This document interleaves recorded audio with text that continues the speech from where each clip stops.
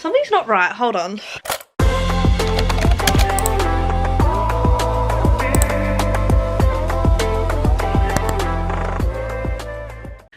Welcome back to my channel. I'm so excited to be saying that after so long. I took kind of an accidental hiatus, but I am back better than ever. I'm so excited to tell you where I've been, what I've been up to, and I also asked for some questions over on my Instagram, so I have those prepared on my phone, and I'm going to be answering and also just filling you in on where I've been. So sit down, grab a cup of tea, grab whatever you want, and let's have a chatty little catchy update video.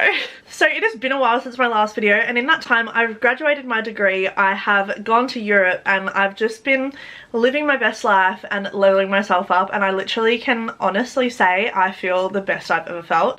So I'm so excited to fill you in on what I've been doing. So this is my graduation. I finally got my bachelor's degree. I actually have my plaque and certificate, whatever you want to call it here, excuse the ring light, but I graduated with distinction and I'm so freaking proud. I literally, this is my baby. I worked so hard for this and I'm so proud of myself. And then I also have been on a massive round the world, I guess, trip. I went to America and I went to Europe. If you follow me on my Instagram, you will have been seeing plenty of photos from the trip. I still have more to post and I've been back for a month. So follow me on Instagram if you want to see what I got up to while I was away. I literally had the best time of my life, and oh, it's so incredible. I want to go back to Europe so bad, but I'm also so ready to step into my new self here. It's just, life is amazing. So let's jump into those questions that you guys sent over on my Instagram. Some of them will be about traveling, some of them will be about other things, and I'm excited to answer all of them. So the first question is, where did you travel to? And I traveled to a lot of places. I'll pop the actual list up here because there's just so many. I think it was like 13 countries overall, but I went to like America and places in Europe like Italy, Greece, Croatia, England, which technically isn't Europe now, but I went to England and I had the absolute time of my life. So that previous question also kind of ties in with this question, which is favourite part of your recent trip, which I'm going to say my favourite place, which actually is so hard. It's like choosing a favourite child, I would assume, as a parent. I'm not a parent, so I wouldn't know, but that's how I assume it would be. But I would probably have to say Italy. I went down the Amalfi Coast and I literally just fell in love with it. I was travelling with my best friend the entire time that I was away, so I got to experience it with like literally my other half, which was incredible. But yeah, Italy is gorgeous. The food is amazing. So much pizza, so much pasta. I was a very happy girl, and the views, everything. The next question is, what was your funniest memory from traveling?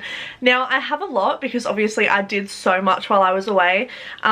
One funny thing that happened is I actually went to it was a shot bar in Greece, and you can pay €5 to take a shot and then get slapped with paint.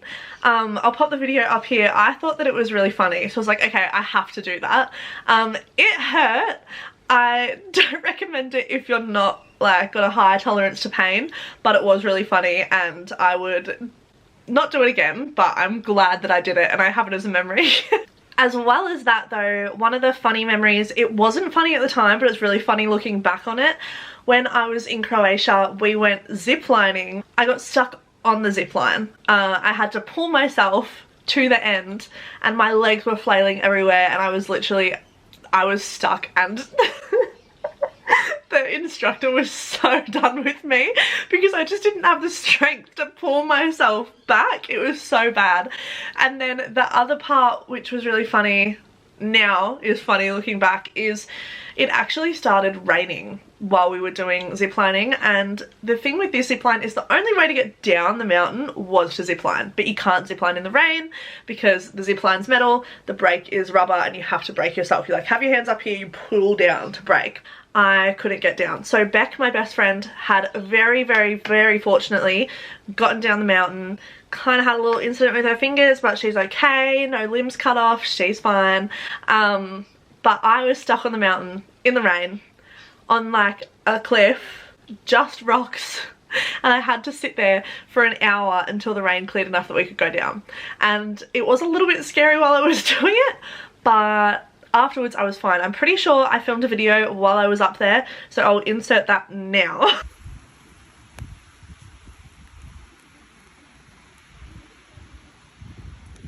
Stuck on a mountain because it's raining and we were ziplining. So this is that story. But yeah, so that was very very interesting. Would do it again, maybe on a day when it's less likely to rain though, because I don't fancy getting stuck on the top of a mountain anytime soon. So the next one is, what are your best travel tips? PS, miss you. And this is from my friend Soph in America, who I actually went to visit. It was amazing. I love her, and I can't believe I actually saw like her life in America. I literally lived as a college student for a week. Like, sorry? I never thought I'd have that experience, but now I can say that I have. So travel tips. It depends how you're traveling. I traveled with a backpack. It was, I think, 65 liters. And the advice I would have for you, whether you're traveling with a backpack or with a suitcase, is pack light. If you think you're packing light, you still haven't packed light enough. Halve it until you only have the essentials that you need, because my bag, the amount of times I had to sit on that thing to do it up, or I had to get someone to lean on it so I could do the zips up, was actually ridiculous. The next travel tip I have is so important, and that is make sure that you get travel insurance and you get health insurance. I know this sounds like a no-brainer, and it should be a no-brainer, but some people don't do that.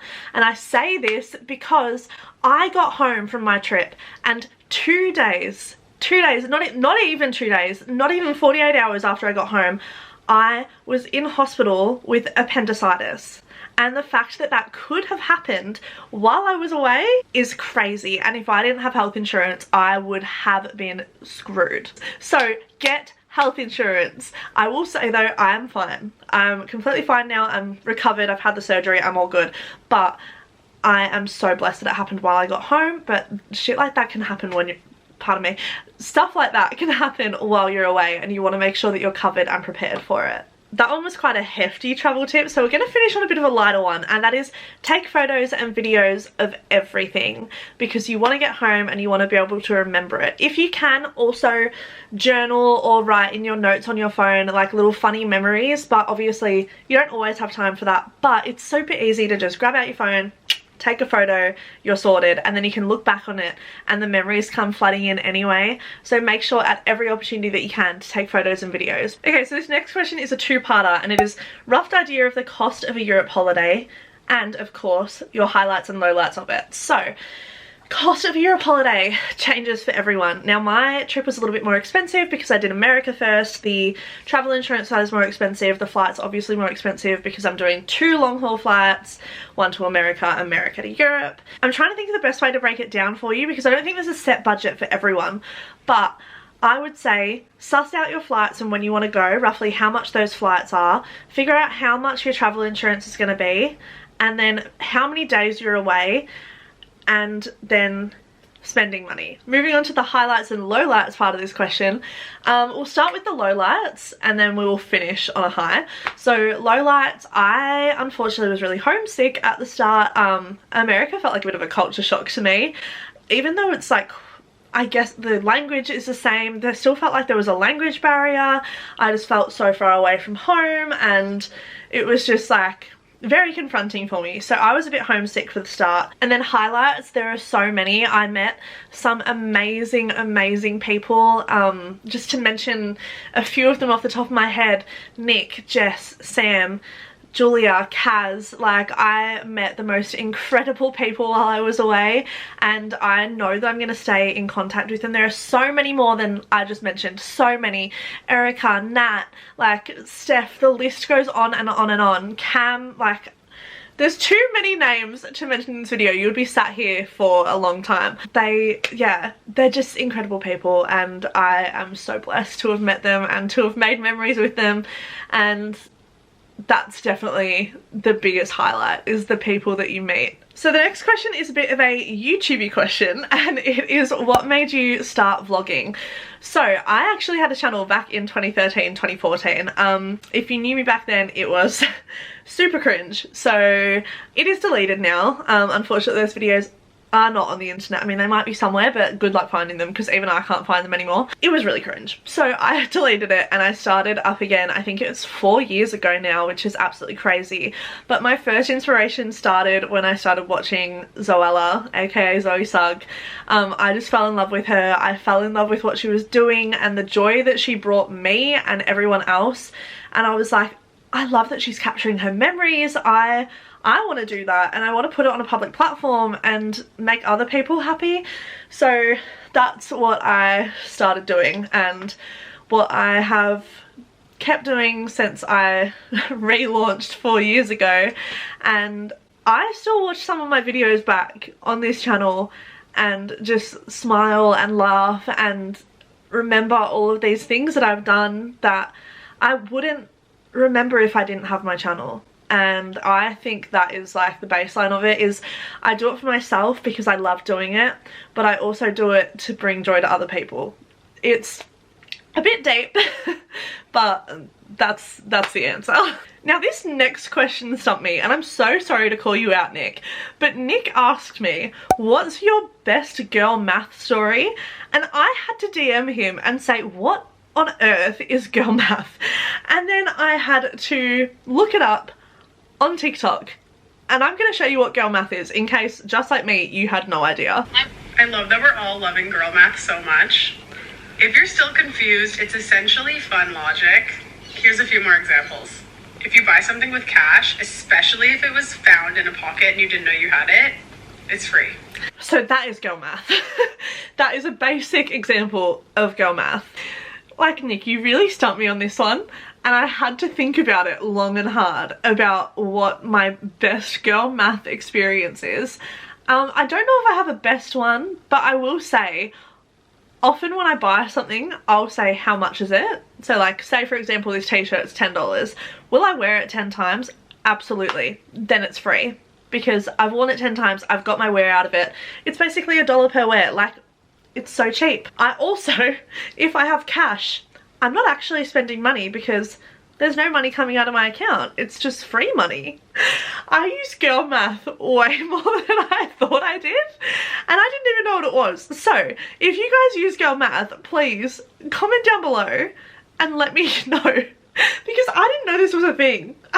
Like, the next question actually makes me giggle a bit, and it is, what is your ultimate girl dinner? Girl dinner, girl dinner. If you haven't seen girl dinner, then look it up on TikTok. It's really quite funny. There's a few filters and stuff, but my girl dinner is probably a Pepsi or a Coke. Actually, no, that's a lie. I'm a Sprite girl. We just don't often have Sprite in the house. So it would be a Sprite, maybe noodles, and a toasted cheese sandwich. That's like quite a luxurious girl dinner though. So maybe actually it would be a Sprite, barbecue shapes, and like a chocolate teddy bear biscuit.